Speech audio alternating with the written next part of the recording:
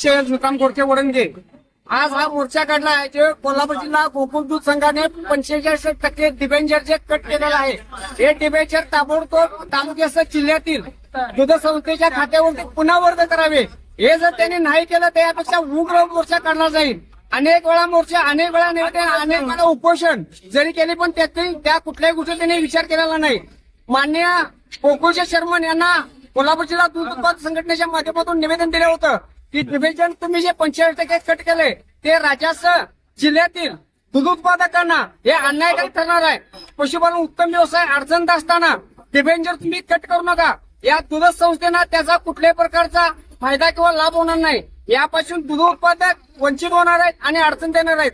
पशुपालन उत्तम व्यवसाय अडचणीत आहे. शेतकरी लाल खुराप, लंपी, कोरोना यासारख्या आजाराला जनावर बाबतीत सामोरं जात असताना या गोकुळने जे डिबेंचर कट केलेलं आहे हे डिबेंचर ताबडतोब तालुक्यासह जिल्ह्याच्या खात्यावरती दूध उत्पादकांना न्याय मिळवून देण्याचं त्यांनी काम करावं.